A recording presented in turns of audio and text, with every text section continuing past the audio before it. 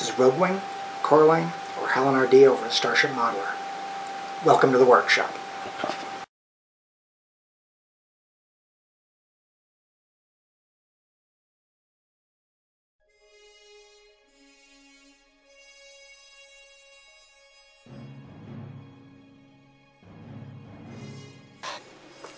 Long time no see, YouTube. I'd like to say I've been really busy, but no, I've mostly been trying to put this off, actually. I'm working on the electronics for the Odysseus. At this point, let me move this a little closer so we can actually see what's going on. I've got the warp nacelles wired up. In each nacelle, I've got a length of the paragraphics LED tape, in this case the blue, and then a single red LED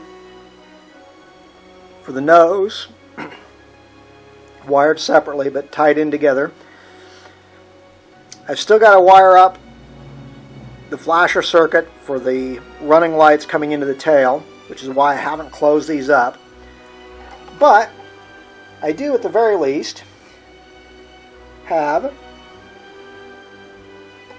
get my arm out of the way, functioning lights. Slide this one forward so we're actually in the camera view.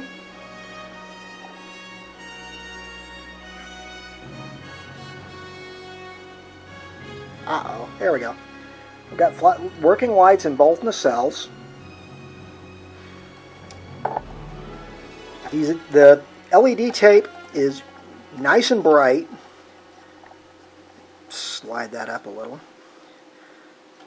The plan, I'm going to secure the front LED probably with some plasticine clay, so I can also use it as a light block to keep the blue from leaking into the Bassard collectors.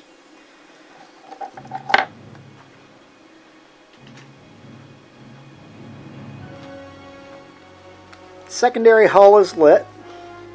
I've got strings of, in this case, the warm white along the bottom of the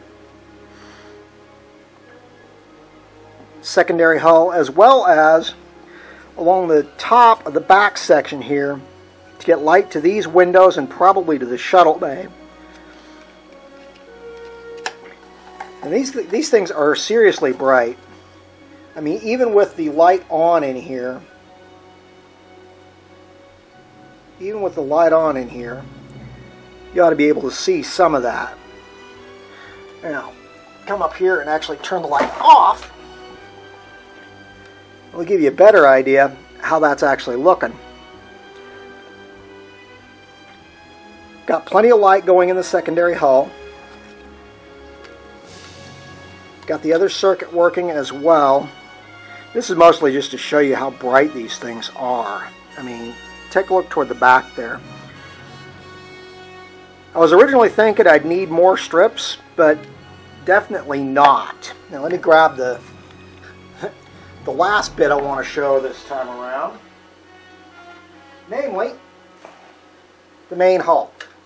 Turn the light back on for a second while I'm talking, and then I'll show you how it looks. The little amount of light you think I'm getting from these, I've only got 4 strips down. Got a couple of 4 strips in the back to catch the back half of the lights, and a couple of 2-inch strips and a couple of 4-inch strips up at the front. But, you know, again, even with the light on, those are really bright. I did run into a problem with the quick connectors that Paragraphics supplies. It's likely more to the way I handle them. Now, I freely admit I'm not the most gentle when it comes to handling things, but I wound up having to sever the quick connectors and go in and manually solder these into place Now I have to admit, I am very pleased with the quality of the soldering job on them, considering I don't normally work on such fine tolerances. Now, let me get the light and show you why there are no lights in the top of this thing.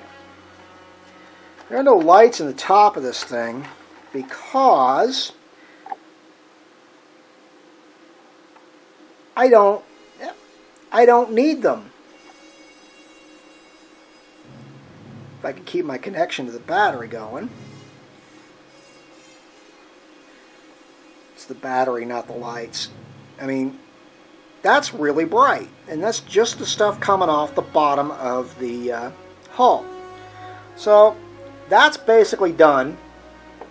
At this point, all I've really got to do, let me turn the light back on since I'm talking again. At this point, the biggest thing I've got to do is I've got to go in and wire the running lights. Running lights, the impulse engines, and the photorp tubes. Now, one of the things I'm going to be doing with the running lights and the photorp tubes is I'm probably going to be using fiber optics to actually get the lights where I want them, rather than trying to put the light under it and get it to work that way. But that's where we're sitting. Just letting you know I haven't fallen off the face of the earth. Thanks for watching.